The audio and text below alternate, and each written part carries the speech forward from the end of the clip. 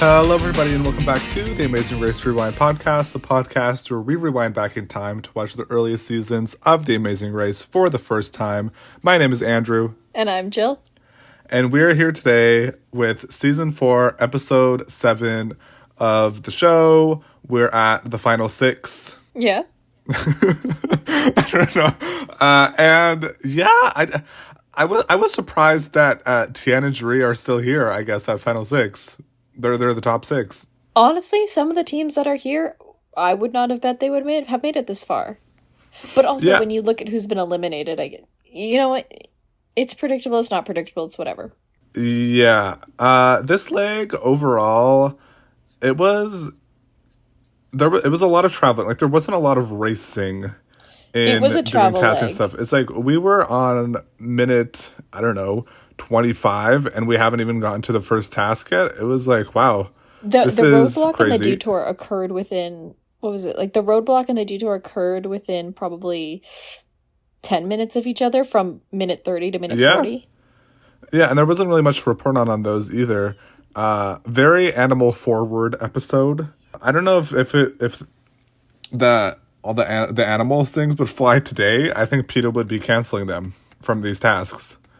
I mean, they weren't abusing them. They were just riding them. Well, but with the roadblock, though, there was a little bit of prodding that I don't think Andrew, people would like to see on TV. Andrew, can I direct you to a rodeo? Yes, I know. Yeah, and PETA would be up in arms at a rodeo, too. Okay. They wouldn't want to see that. Yeah.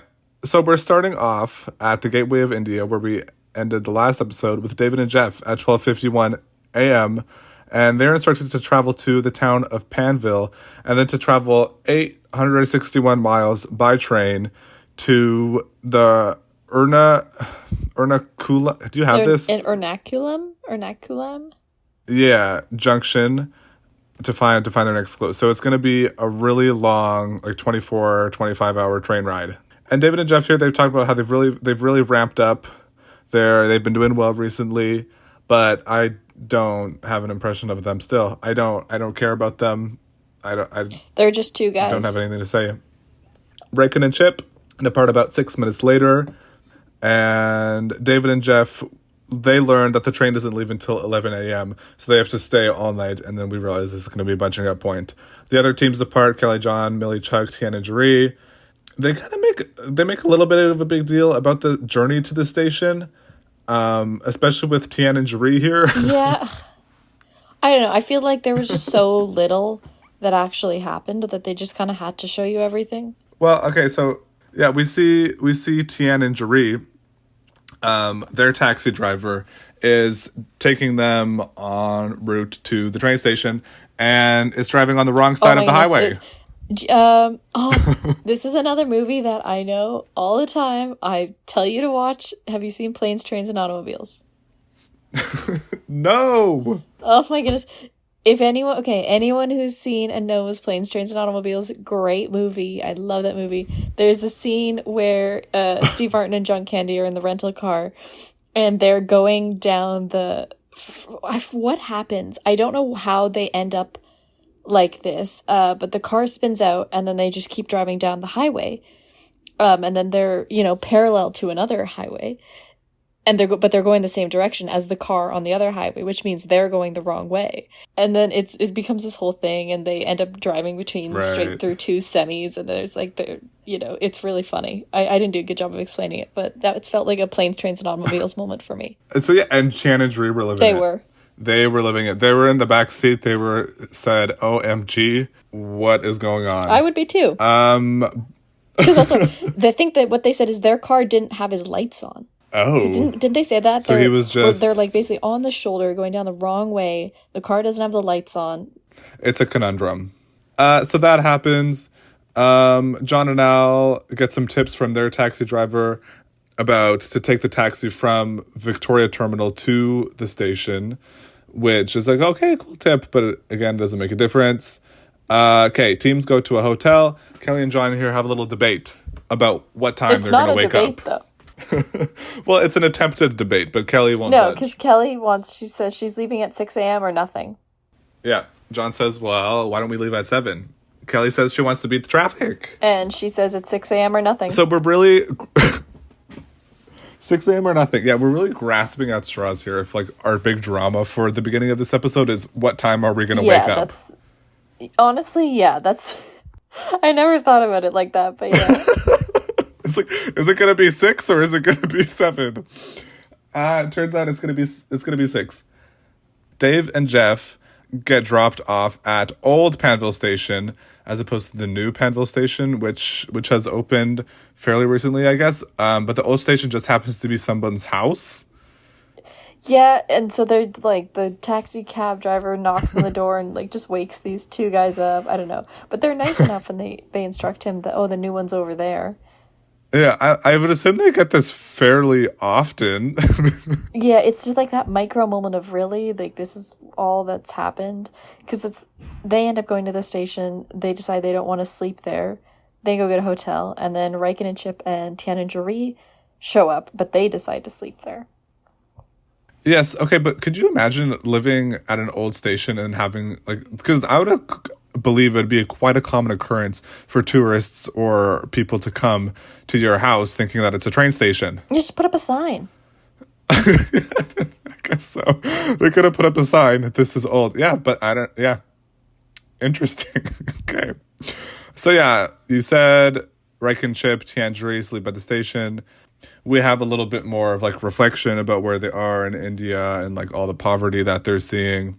We go to the morning, and Kelly and John have woken up at 6 a.m. because Kelly wanted to beat the rush.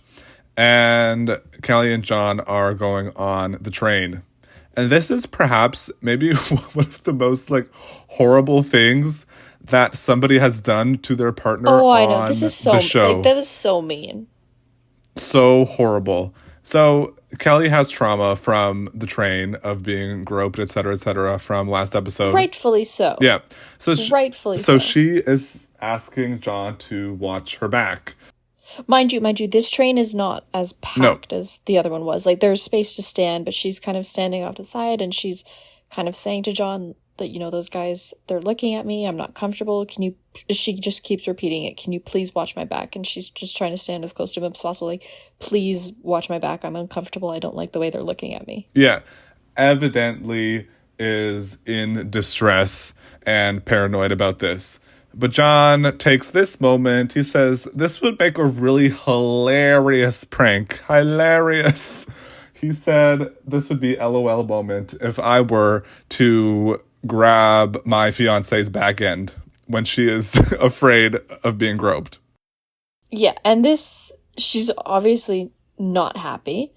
They get off the train. He's laughing. He's like, putting it on he's her cackling. Shoulder, and he thought it was a great. She's just like, don't talk to me. Yeah. Don't talk to me. I'm mad at you. And he just thinks it's a big joke. Mm-hmm. It was really, really in horrible taste. But I mean, it seems like they do kind of make amends. Like, I don't think Kelly holds it over him for the rest of the leg. All teams make it on the same train, this 26-hour train, which, once again, they are here confronted with a cultural difference of how the train is and the cleanliness and the conditions of the train. Yeah, but I think it's someone from John and Al manages to figure out how to bump them up to first class, and everyone goes except for Millie and Chuck. And this is kind of the first moment, minus Millie and Chuck, that we actually see some camaraderie between the teams, which I feel like was a lot more of a common occurrence last season. Yes, yeah, absolutely. But also, you'll probably talk about this, they just start ripping into Millie and Chuck for no reason. Well, of course, yes, they are the town whipping pole, like, for Kelly and John. They're talking to, who is it? Riken and Chip about this. They just are going in on Millie specifically, saying, quote, John thinks that the mole is growing has grown over the race due to stress. And it's all just so uncalled for. And he does this several times. Both him and Kelly do the they go Millie mole. It's so random. Okay, in my opinion, it just makes them look like idiots. It really does. Yeah. because it's not a creative name, and they hash it so much that it just makes them look they look bad. It's like, can we come up with something else? Can we come up with something else? Because also at one point, isn't Kelly kind of trying to I forget if she's saying it to Reagan and Chip, like, come on, say trying it, to say it, provoke say it. the other teams I'm like, into... what is this, middle school? Well, yeah, Millie and Chuck, because Millie and Chuck are the only ones who don't upgrade to first class, and they have a little confessional where they're talking about how they don't how they feel like outsiders, they don't have any friends, and they say, quote, "It feels like we're back on the playground," which it very much is with Kelly and John here. Yeah, genuinely. This was before Tian and Jeree upgraded. They talk a little bit about it. I think Jeree, maybe somebody says, "I don't mind roughing it, but I mean by the campfire on the beach or something." But a couple teams do say how they are appreciating how it's nice to kind of do nothing for these 26 hours. Yeah, just be able to sit and enjoy the scenery and look out the window. Mm-hmm. Mm-hmm. A couple teams, a couple people were like able to stick their heads out the window with the train moving, which I thought would be fun. I want to do that. Okay. Such a random observation. Yeah, okay. I was jealous of them in that moment. That's it for the train. So they get off their 26-hour train ride and get into taxis, and they are told to travel along Highway 47 and find a billboard that has their clue in it. I will say I liked this style of route marker. Yeah, it was very unique. I thought I was like, okay, wow, you guys putting up a billboard over there. But also, isn't this kind of dangerous having like teams stop in the middle of the highway to get out and... Oh, completely. I don't think this is something that would be done today. No. And I do like it as well. I think it's fun. But like, what happens if a team...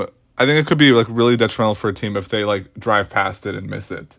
But I guess that's not really possible since it's so obvious. You could say the same, but you could say the same for just a like straight up clue box. It's not like that hasn't happened before. Yeah, that's true. But ultimately, no teams really have any difficulty getting to this. I would say the difficulty starts after, and it pertains to the cars. So specifically, Millie and Chuck, their car runs out of gas. And so this is one thing, they've got the clue from there. Their car runs out of gas and starts overheating. And I think it's Reagan and Chip's car. Is it on the way to the billboard or after? Their car also runs out of fuel. Yeah, their car also runs out of fuel. And Reagan and Chip, the whole time, like, before they get into a taxi, and I don't know if they did this last episode too, but I noticed they were very adamant about making sure that the taxi was filled with gas before they got into it. Smart on that. I mean, yeah, like it didn't, whoever it was, I think it was Chip, he said, he kind of let them down this leg because, he checked and it wasn't as much gas as he thought it said, or the guy didn't say it wasn't. Basically, it was his error because he did ask. But yeah, it's a smart tactic. It is. But I didn't think like this was ever really an issue in the past, though. Like, was it? Like, was this something that they could have picked up on from watching prior seasons?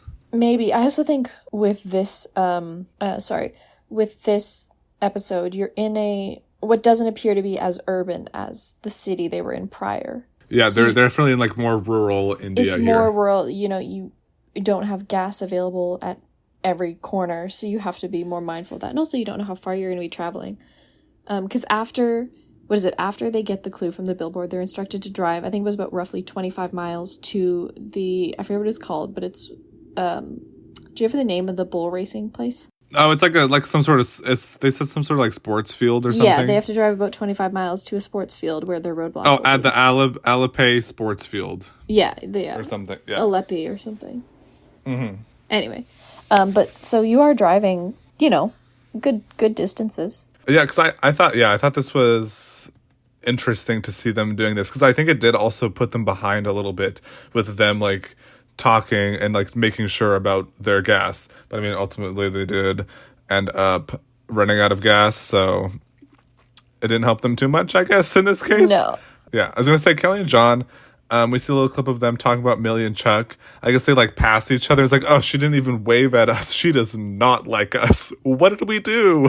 And isn't it like 20 seconds prior after the or? Well, yes, because every time we cut to Kelly and John, it was millimole. That was probably the most used word this episode, if you can even count it as such. I would agree. So David and Jeff are the first ones to find the billboard. So they're in the lead here. While Millie and Chuck's taxi is filling up on gas, they decide to get a local. They're like kind of walking around and like talking to locals, trying to find someone who speaks English, and gets one of them to call another taxi for them. So they do that. And David and Jeff and John and Al pretty much arrive at the roadblock at the same time. Yeah. And the roadblock is, what is the prompt again? It's who can handle or no? Who can put up with a lot of bull? But for this one, who do you think between you and me is doing it? Because I feel like we both could. I wouldn't mind it. Yeah, I think it's fine. It's like, I feel like it's up my alley. It's kind of up your alley. The only thing was that there seemed to be like a little bit of like a gender disparity within, like, because Tian was the only woman to do it, and she was the one who struggled with it, because like I think she said the handlebar, like her hands weren't big enough to wrap around the whole handlebar. But it looks like they gave her a different one after. Oh, did they? Because before it looked like you had to hold onto that log, and then she had... Well, we'll explain. So basically... Well, yeah. It has to do with bull racing, which is there's these big mud pits, and then a team of 2 bulls or steers or whatever, they've kind of got they're dragging a piece of wood, basically, behind them in a straight line, and then you have to hold on to that piece of wood as you're dragged through the mud. And the shtick with this task, although it didn't really come into play, was that if you fall off, like you have to complete the whole length of the field holding on to get your clue, but if you fall off, you have to go to the back of the line so another team could get ahead of you. Yes. Yeah, and they say it's the track is the length of a football field. And I thought, okay, that like these bulls are going to be barreling. These teams are going to get throttled and thrashed around. They're not going to be able to hold on for the life of them. But when we see John do this is the first one to do it. Oh my goodness. I think he's the first, or no, probably one of David or Jeff was the first to do it. It's like, oh, this is so slow. Mind you, though, they get covered in mud and feces, whatever's in there. That's kind of my only thing is I would definitely have something to cover my mouth and nose on. Right. You know, if you're being dragged through the mud like that, but it looked interesting. Yeah. It's like the bulls were going so slow. Like, I think in theory, this task was very good. And like design wise, in that, oh, you can only go one at a time. You have to go to the back of the line. If you fall off, then you have to go to the back. But it did seem overly easy for everybody except for Tian. Yeah, because also all of the guys did it from the other teams. Like if there was a couple team, like Kelly, she cracks me up because Kelly and John get there and she reads a prompt. She goes, "Sounds like you, John," or something like that. Like. She's given up on trying. Yeah, having done all of one roadblock the whole time. I know. Yeah, well, she's here to be sassy and give her little quips in her confessionals. She's Flo. I don't know about that. I think they occupy a little bit of a different role. Can we count how many roadblocks Flo did?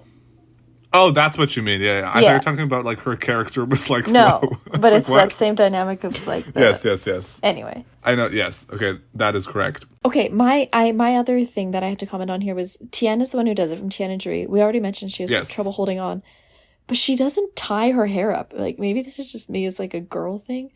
She's some of the teams they take off certain items of clothes because you're gonna get drenched in mud. But she just lets her hair... My first thing would be, like, tie your hair up because you're just going to get mud through it all. Like, get it out of your face so it's not falling in your face. She just leaves it. Yeah, well, you know what? As Dree says, she's a surfer chick. So I guess they're just crazy like that. They don't tie up their hair. They just go with the flow. Surfer chicks hang on, says Dree. Yeah, that's true. So, yeah, just to talk about the Tian thing a little bit. Here comes Tian. She's going to do the roadblock. She says she's the one she's like kind of the boy of the team. She's done all the cool stuff. So she goes for her first run. The bulls move and she's fallen off already. Yeah. And then from this, Kelly and John were able to pass them because they were ahead of Kelly and John before. Tian goes again and she drops immediately again. Because I think, like we said, it was a log being pulled behind and the issue was the guys who were doing it from the other teams could get their arms around it to hold on, but she couldn't, so she didn't have the grip. Yeah, she said her hands were just too small, so she couldn't hold the pole correctly. And I think the second time after she fell, one of the men working this go up to her and she says, "Excuse me, please hold it properly." And she's like, "I'm trying." It was funny. It's as if like he was really like irritated that she was failing at this. It's like, she's probably no happier being down there in the mud. Yeah. So I was starting to get worried. I was like, is this even going to be possible for her? Because she didn't make it at all the first 2 times. Like, it was immediate. But you can see they gave her a different grip. Yeah, and then she did do it on her 3rd try, which I was happy about. Because that would have been not great. Yeah, I will say, though, other than that, this was an easy task. The only thing was just, like, being dirty. But it wasn't a hard task. Tian says, quote, "At least I'm getting a facial." Sure. Yeah, Chuck completes it. Riken and Chip arrive and complete the roadblock last. The one thing about, I don't know who did it from Riken and Chip, still don't know the difference between the two of them, but he's the way he like says gives his confessionals are so like carelessly and unbothered. He's like, next thing I know, I'm being drugged through mud and bull feces for 100 yards. Just so unbothered about it. Good for him. Yeah. Okay. So that roadblock happens. And then after that, the teams are told to go to the Alapi, to the detour to the town of Alapi via Beach Road to find their next clue, which is the detour. And it is baskets or trunks. But trunks, as you might be able to guess, is elephants. And basically they have to get onto these elephants that move at, 1 pace. And they have to load on cargo. I forget what the cargo is called. It's a specific type of fabric. Yeah, they said it was coir, I believe. Yeah, so they have to load that onto the elephant and then walk. They're given a map and they have to, obviously direct the guy driving the elephant to this location. The thing is, it's like, I don't know if it's easier or something, or I don't know what the shtick is there, but basically the thing is the elephant only moves at 1 speed. Baskets is you have baskets on the back of a bike you have to load chickens into, and it's like, so it's more difficult, but you can control the speed at which you pedal the bike. Yeah, and you have more control over the speed. Whereas if the elephant doesn't want to move, the elephant's not going to move. Exactly. So everybody chooses to do the elephants except for Riken and Chip, but we'll talk about them a little bit later because they do arrive there last. John and Al decide to do the elephants pretty much because it's on brand and they're on this because they're circus people. They decide to do elephants. Who's it? They start and Kelly and John start, and the instant complaints are the elephants hurt. Yeah, the elephants are quite painful to ride. Apparently, quite the bony spine, kind of. Because there's no saddle or anything. Not the best seat. Yes, and I did actually search up the ethics of elephant riding and like elephant tourism. Okay. And it's like largely been discontinued, for lack of a better word, I guess, in tourism because the way that they like raise these animals is very inhumane. Like they pretty much take the babies. I don't know what elephant babies are called. Calves? But calves, maybe? Yeah. They take the calves from their mothers and pretty much just like beat it into submission. So that it's like obeys humans for its life. Aww. And they like live their lives in chains, which we see that a little bit here, where they're like all chained up. But yeah, so elephant riding is kind of a thing of the past, or at least it's being phased out more recently. So if you're gonna go be a tourist somewhere, elephant riding, maybe not the best industry to support. Well, some solid advice. And according to these teams, it's not a pleasurable experience because it's painful anyway. Well, but that's because they didn't have saddles. They don't have saddle. Yes. So, Jeree says that from the beginning she knew if there was any option to ride an elephant, she was absolutely going to do it, regardless of what the other option was. And honestly, I feel like most of the reason as to why people wanted to do the elephant was because they thought it would be a cooler experience. A la Nancy season 1, I'm gonna ride that elephant. Exactly.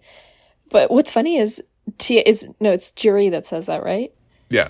And Jeree says that immediately countered by Tian going, what if we do the chickens? Like, instantly. They crack me up. No regard for her partner's enthusiasm. Just, let's do the chickens. Yeah. So but they do the elephants, and they forget to grab the fabric and nearly fall off their elephant as it stands up because they were like trying to get off the elephant as it was standing up. So that's a little bit of a mishap, putting them behind slightly. I think a team passes them from that. I think, is it John and Al that kind of gain a leg on them from that? No. I think it was Millie and Chuck. Sorry, yeah. And then Riken and Chip arrive last, and they're the only team that decides to do chickens baskets. Yes, and this was a strategic decision by them because they said, okay, we're seeing everybody do the elephants. We might as well do the chickens because we can do this at our own pace. Because we know if we do the elephants, we'll most likely be behind, but we have a chance to get ahead if we do the chickens. And it pays off for them. Kind of in the last 5 minutes of the episode, whereas most of the episode I thought it was going to be Riken and Chip eliminated, it becomes this three-way kind of montage between Riken and Chip, Millie and Chuck, Tian and Jeree. It's like, who's going to get eliminated, because they're making wrong turns, they're going to the wrong places, they can't follow these maps. I mean, for the race portion of this episode, which was like quite short because most of it was like travel for the first 25 minutes or so, it was exciting. Yeah. I thought it was an exciting last part, and I like genuinely did not know who was going to get eliminated here. Yeah, and I felt like they'd been setting it up for it to be Riken and Chip. Yeah, absolutely. But just to go back to the detour, I thought that the chickens task was a better option to do anyway. Honestly, yeah. My philosophy is if ever there's, I know I've talked about this before, but if there's ever a task that involves a live animal, like controlling my fate, I want to avoid that. Because that's not your philosophy, though. That was a philosophy from a team in season 1. Who? I remember in this part 2 of the finale of season 1, I'm afraid if it was Rob and Brennan or the Guidos that said they're not going to let animals kind of determine their... I don't think so. I distinctly remember this from one of the interviews we watched. Well, maybe I think it was Rob and Brennan. Maybe you just remember it from me saying that. Because remember, because in season 1, there was the like ice cat crawling task, but it was originally a detour that had a dog sled version, and everyone picked the other one, so they didn't even... Oh, they didn't even show the dog sleds. Discuss it as a detour. Anyway, tangent. So all the teams are kind of close together here, the elephants, and it's like, oh, are Riken and Chip going to pass them? We don't know. John says he'd rather be dragged by the bull for 2 hours than ride on the elephant for 5 minutes. Really portraying how horribly uncomfortable painful, this was. Yeah. David and Jeff complete the detour first and go to the pit stop, which is at the edge of Punamana Lake at the finishing point. Yes, it's the point where I guess their annual boat race finishes every year. And David and Jeff win another 7-night cruise. Yes, just like everybody else, to be enjoyed after the race. And they arrive to this like electric guitar music. It's like rock music to like, it's like a very head-butting, makes you want to headbutt the music that they arrive to. It's like, okay. Or not, what's headbutt? Head rock your head? I don't think it's headbutt. What's this called? I know Bop what you your mean. head up and down. Headbang. Yeah. I'm sitting here and I'm going, headbutt's not right. Okay. Well, it felt right to me. So the clowns are in second. And who is it that Phil says, and you need a shower too? I didn't note that. David and Jeff, or is it the clowns? I feel like it might be David and Jeff right after he gives the whole spiel of you've won a cruise, blah, blah, blah. And he goes, and you need a shower, because the one who'd been dragged through the mud. A wild period. Yes. And that they did. Kelly and John are arguing about directions. Riken and Chip. So we see them doing this detour, and it's just, they're just like in a complete state of panic. They seem to, like, the one riding the bike seems to run into a car, and they kind of like get stuck, and they're like arguing with locals about like trying to dislodge their bike from this car. They're running on pure adrenaline and panic. Yeah, and they're unable to find the chicken farm. They go to the wrong place, which was had a sign that said chicken house, so they go to another chicken farm. Yeah, it seemed to be like a little bit of a struggle physically for them here also. Oh, definitely. Yeah. And, okay, so they complete it, and we see them get their clue. So editing makes it seem as if they got their clue right at the same time as Tian and Jeree. So it's this big, who's it going to be? Who's going to be? Millie and Chuck are in 4th. Who's going to come in 5th? Mm-hmm. Kelly and John in 3rd. Yeah, and I was sure that it was going to be Riken and Chip eliminated because I felt like the leg had been setting them up for that. But alas, they are in 5th. They are safe. And they are very relieved. I think they thought they were going to be out too. Oh, they did. Easily. Yeah, they physically, like, all of the stress left their body in that moment. Yeah. Okay, and Tian and Jeree arrive. They're all smiles, very happy to see Phil. Say, oh boy, oh lord. And they're eliminated. So I thought there was going to be a non-elimination. Me too. I hate this. We're down to final 5, and we're going to have 2 non-eliminations. Well, okay, yes. So it's season 4, episode 7. There are 13 episodes in this season. So we have 6 episodes with 5 teams. I'm gonna get so sick of these teams. I know. I think we just gotta rip the Band-Aid off. Just watch them all at once or something. Marathon. Amazing Race Rewind season 4, episode 8 through 13, mega episode. Live commentary. Yeah. You and I could never do live commentary. We edit so much out of this. Yeah. No, that wouldn't work. But this was so shonking. SHONK. Shonk. That there was no non-elimination. I don't know what they were thinking.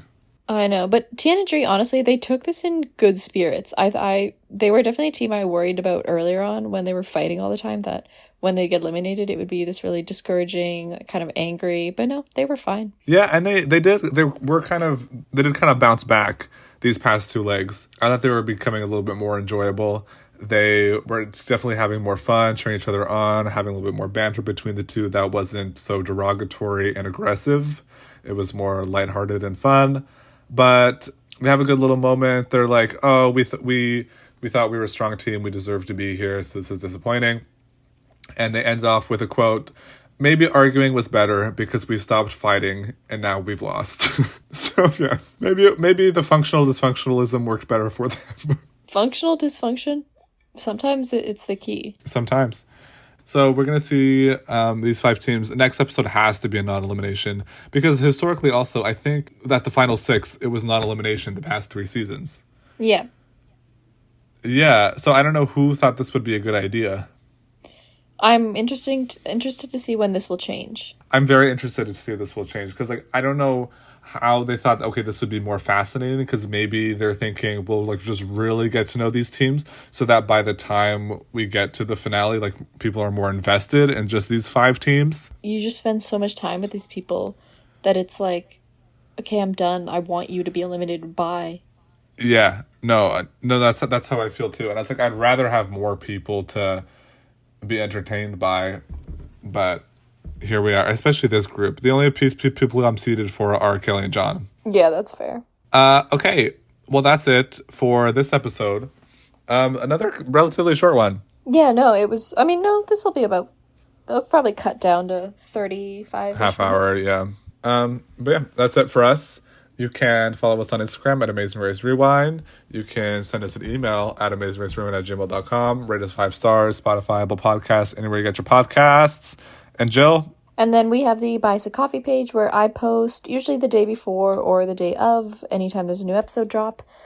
So go follow on there, because if you want to get post notifications, you can follow us and you'll get an email when those posts drop. You can comment on the post, start a discussion with your fellow listeners.